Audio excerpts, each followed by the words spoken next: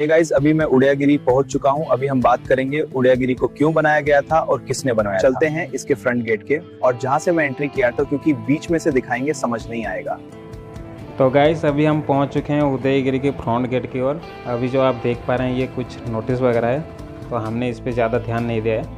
उदयगिरी में जाने के लिए आपको टिकट लगेगा, तो हम आ चुके हैं टिकट काउंटर की ओर। टिकट का जो प्राइस रहने वाला है पर पर्सन इंडिया के लोगों के लिए 25 रुपये का रहने वाला है और जो फॉरेनर हैं उनके लिए 300 रुपये का रहने वाला है। अगर आप ऑनलाइन भी टिकट लेना चाहेंगे तो ये जो QR कोड आपको स्क्रीन पे दिखा रहे हैं, इसको आप फ़ोनपे, पेटीएम या फिर गूगल पे, जो भी आपका ऐप्स है उससे स्कैन करना पड़ेगा। ये फिर आपको एक साइट ओपन करके देगा। उस साइट पे आपका जो डिटेल्स है वो सारे फिलअप कर देना है। वहाँ से आपको PDF फाइल डाउनलोड कर लेना है उस टिकट का। फिर आपको वो टिकट आके गेट में जो चेक इन कर रहे होते हैं उनको दिखाना है, तभी वो आपको अंदर आने देंगे। तो ये जो रास्ता अभी आप देख पा रहे हैं जहाँ से लोग जा रहे हैं ऊपर की ओर, ये जो रास्ता है ये आने के लिए है ऊपर से, और जो ऊपर जाने के लिए रास्ता है वो इसके राइट साइड में। अभी हम आपको दिखा देते हैं, रुकिए। ये जो रास्ता है ये बिल्कुल मंदिर के जो बाजू में है। ये तो मंदिर तो नहीं कहा जाएगा, ये एक मठ है, आश्रम है। इसके जस्ट बाजू में इस रास्ते से आपको ऊपर जाना है। तो गाइस जैसे ही आप ऊपर आएंगे आपको एक 2 मंजिला का गुफा देखने को मिल जाएगा, जिसको कि रानी गुम्फा कहा जाता है।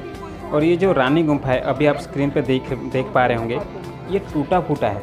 ये पहले 10 मंजिला का हुआ करता था, जिसको कि राजा खारवेल ने 2nd सेंचुरी BC में स्पेशली रानी के लिए बनाया था।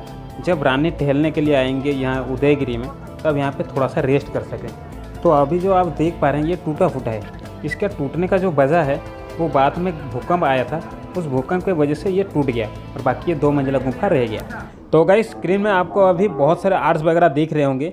ये जो आर्ट्स वगैरह किया गया है ये रानी गुम्फा में किया गया है। अभी स्क्रीन के बीचों बीच आपको एक ऐसा पेड़ दिखा रहा हूँ जो उस ज़माने में था, जिस पेड़ में आम का फल भी उगता था और केला का फल भी उगता था। तो मैंने जब मुझे पता चला, मैंने जब ये बात सुना, मुझे बहुत ही हैरान लगा।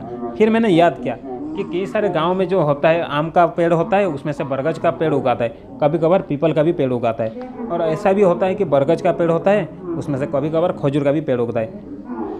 और इसके बारे में आप लोगों में से भी बहुत सारे लोग जानते होंगे।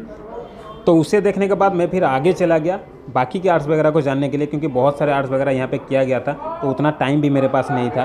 तो ये जो आपको अभी स्क्रीन में दिखा रहा हूँ, जो 3 आदमी हैं और उसके साइड में 2 आदमी हैं जो कि लेडी वगैरह हैं। तो ये जो बीच का है ये किंग है और उसके दोनों साइड में 2 क्वीन बैठे हैं और उनके दोनों साइड में 2 दासियाँ हैं जो कुछ हाथ में लेके बैठे हैं। ये यहाँ पे पहले जो डांस वगैरह होता था उसे देखने के लिए यहाँ पे बैठे हैं। तो हम इस पे अभी आएंगे, बाद में आएंगे। अभी एक और चीज़ आपको दिखा देता हूँ मैं पहले।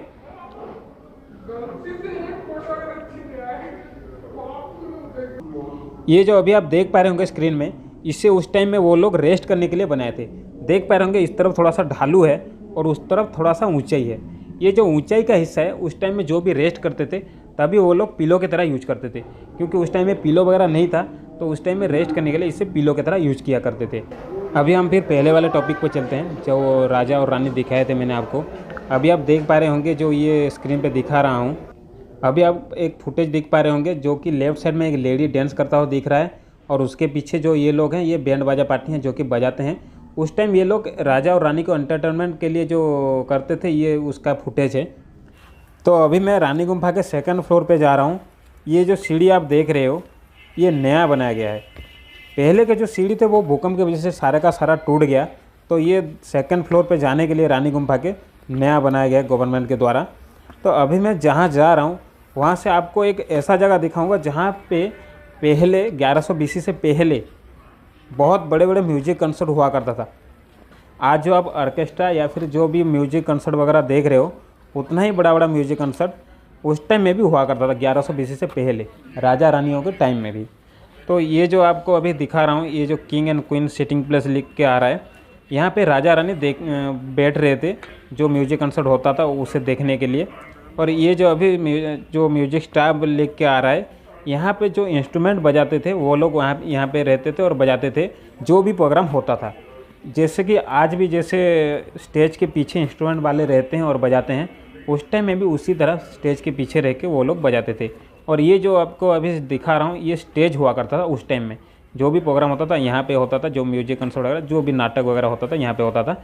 और ये जो अभी दिखा रहा हूँ आपको, ये स्टेज के सामने वाला हिस्सा है। यहाँ पे नॉर्मल पब्लिक जो होता है वो लोग यहाँ पे खड़ा रह के देखते थे जो भी प्रोग्राम होता था।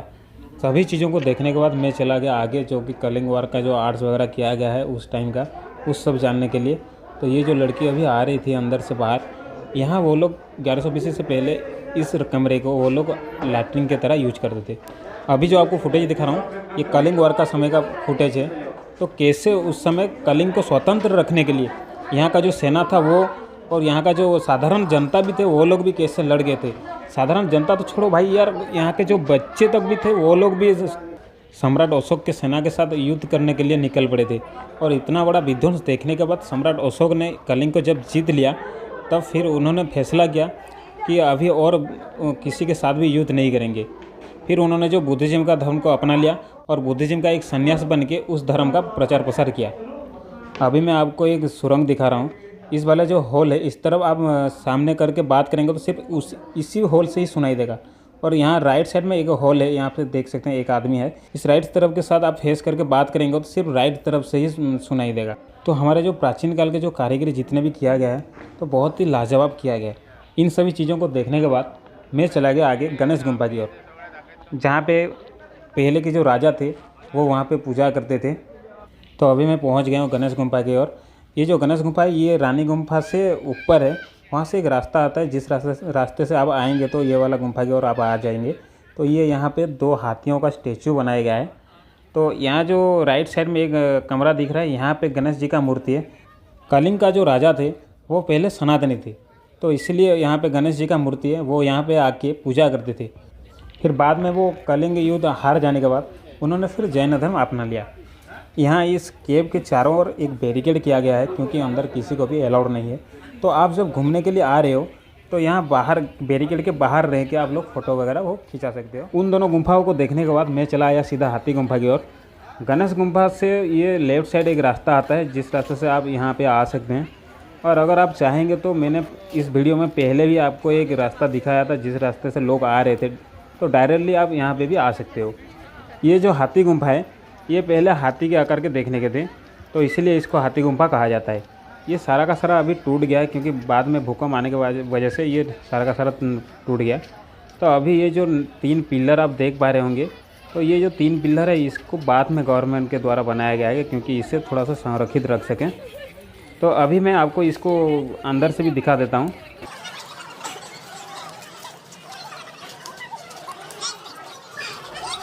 अभी आप देख पा रहे होंगे कि यहाँ पे स्वस्तिक का एक चिन्ह है और यहाँ पे पत्थर पे खोद के कुछ तो लिखा गया है, जिसको कि क्रोमा लिपि भी कहते हैं।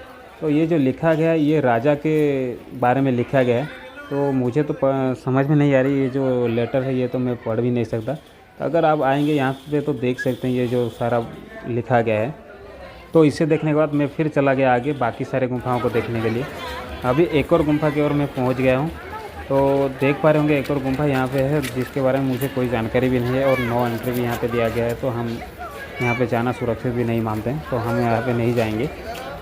तो मैं अभी आप सबको एक पत्थर का टुकड़ा दिखा रहा हूँ। ये जो टुकड़ा दिखा रहा हूँ ये हाथी गुम्फा का जो हाथी बनाया गया था उसका पिछवाड़ा का टुकड़ा है। जब भूकंप आया वो टूट के यहाँ पर गिरा है। अभी मैं पहुँच गया हूँ बाघ गुम्फा की ओर। तो ये देख पा रहे होंगे बाघ का आँख है, ये जो है ये बाघ का नाक है और ये जो पर्सन दिख रहा है ये बाघ का दांत है। देख पा रहेंगे दांत की तरह भी देख रहा है ये थोड़ा बारीकी से आप लोगों को दिखा देता हूँ। ये जो बाघ का नाक दिखा देता हूँ, ये जो है ये बाघ का आँख है, देख सकते हैं। तो इसको करीब से देखने से पता नहीं चल रहा, लेकिन आप अगर दूर से देखेंगे इसको तो डिटो पता चल जाएगा कि ये जो गुम्फा है ये पूरा डिटो बाघ की तरह ही दिखता है। तो ये जो सारा गुम्फा जो है ये उस टाइम भूकंप की वजह से टूट गया, नहीं तो ये सारा का सारा अब जैसे था वैसे ही रहता है, अब तक भी ऐसे ही रहता है। और उसे देखने के बाद मैं चला आया सीधा हिल के टॉप पे जहाँ से शहर का व्यूज़ दिखता है, बहुत ही अच्छा नज़र आता है। और अभी टाइम भी हुआ है, सनसेट का टाइम हुआ है। तो टाइम तकरीबन 4:30 के आसपास हो गया है और अभी जो सूर्यास्त का होने का है। तो अभी जो नज़ारा दिख रहा है भाई बहुत ही अच्छा लग रहा है क्योंकि अभी विंटर का भी सीज़न है, बहुत सारे टूरिस्ट भी आज आए हैं। तो यहाँ से जो थोड़ा ठंडे हवा लग रहा है और यहाँ से बैठ के आप नज़ारा देखोगे तो यहाँ से आपको जाने का मन भी नहीं करेगा। तो ये जो अभी दिखा रहा हूँ ये जो मंदिर है ये जैन का मंदिर है। यहाँ से दूसरे पहाड़ की ओर जिसको कि खंडगिरी पहाड़ बोलते हैं, और भाई ये जो सूर्यास्त हो रहा है ना, इसका जो नज़ारा है भाई देखने का कुछ अलग ही लग रहा है। तो यहाँ मैं तकरीबन आधा घंटा से ज़्यादा भी यहाँ पे रह गया। थोड़ा सा घुमा फिरा, इधर उधर बैठा और यहाँ से फिर निकल पड़ा नीचे बाकी गुम्फा को देखने के लिए। ये जो रास्ता आप देख पा रहे हैं जहाँ से मैं नीचे जा रहा हूँ, नीचे की तरफ जा रहा हूँ, इस रास्ते को मैंने वीडियोस के पहले ही दिखा दिया था, जो कि डायरेक्टली हाथी गुम्फा की ओर आता है। पर ये जो रास्ता है ये बाद में गवर्नमेंट के द्वारा बनाया गया है। तो अभी आपको मैं स्क्रीन के बीचों बीच एक गुम्फा दिख रहा हूँ, जो कि 2 मंजिला का है, रानी गुम्फा की तरह दिख रहा है। इसका ऊपर फ्लोर को बोलते हैं स्वर्गपुरी, नीचे फ्लोर को बोलते हैं मंचपुरी, और यहाँ पे जो राइट साइड में मैंने जहाँ पे मार्क किया है इसको बोलते हैं पातालपुरी। इन तीनों का नाम उस तरह से रखा गया था उस टाइम में। तो अभी आपको एक और चीज़ मैं दिखा देता हूँ। ये जो हिस्सा दिखा रहा हूँ आपको, ये स्टेडियम था उस टाइम का। तो यहाँ पे लोग बैठ के, नीचे एक प्लेग्राउंड था जहाँ पे लोग खेलते थे और यहाँ पे लोग बैठ के देख रहे थे, उसका आनंद ले रहे थे। ये जो अभी हमारा जो इंडियन फ्लैग दिखा रहा हूँ जहाँ पे है, ये जो ज़मीन का हिस्सा है, ये पहले उस टाइम में प्लेग्राउंड होता था और लोग उस जहाँ जो भी खेल होता था उससे देखने के लिए यहाँ पे बैठते थे और उस खेल का जो आनंद लेते थे। तो वहाँ से सीधा नीचे आके हम आ गए हैं बाजा गुम्फा की ओर, जो कि नीचे ही है। तो ये जो गुम्फा अभी आप देख पा रहे हैं, यहाँ पे उस टाइम में जो भी वाद्य यंत्र था उसे यहाँ पे स्टोर करके रखा जाता था। जो भी यहाँ पे जो कंसर्ट होता था, जो मैंने पहले ही बताया था, उस कंसर्ट में उसे यूज किया जाता था। और ये जो रास्ता दिखा, ये रानी गुम्फा की तरफ जाता है, जहाँ मैंने पहले ही आपको दिखा दिया है, जो गुम्फा दिखा दिया है, ये वाला रास्ता सीधे रानी गुम्फा की ओर जाता है। इस रास्ते से ही आपको आना है, जो सारा का सारा देखना है इसी रास्ते से ही देखा जाता है। और वो वाला जो रास्ता है उससे भी आप जा सकते हैं, कोई दिक्कत वैसे भी नहीं है। तो दोस्तों यहाँ आने के लिए आपको कहीं से भी बस पकड़ लेना और सीधे बरमुंडा बस स्टैंड आ जाना है भुवनेश्वर का। और अगर आप ट्रेन से आ रहे हो तो जो भुवनेश्वर का रेलवे स्टेशन है वहाँ पे आ जाना है। और रेलवे स्टेशन से आओगे आप तो यहाँ पे तकरीबन 10 से 11 किलोमीटर हो जाएगा। और अगर बस स्टैंड से आप आओगे बरमुंडा बस स्टैंड से तो 1 से 1.5 किलोमीटर का रास्ता हो जाएगा। तो यहाँ आना जाना के लिए हर वक्त आपको जो गाड़ी है मो बस भी है और जो ऑटो वगैरह है वो भी मिलता है। तो यहाँ आना जाना के लिए आपको कोई दिक्कत भी नहीं होने वाला है। तो अगर आप आ रहे हैं तो शाम के 6 बजे के अंदर ही आ जाइए, क्योंकि 6 बजे के बाद ये बंद हो जाता है। 6 बजे के बाद आपको यहाँ पे एंट्री नहीं मिलेगी। 5 बजे के बाद आपको यहाँ पे एंट्री नहीं मिलेगी। अगर वीडियो आप लोगों को अच्छा लगा तो एक लाइक कर देना और एक प्यारा सा कमेंट कर देना, और चैनल को जो है सब्सक्राइब करना मत भूलना। तो रखते हैं, तब तक के लिए मिलते हैं नेक्स्ट वीडियो में। हर हर महादेव।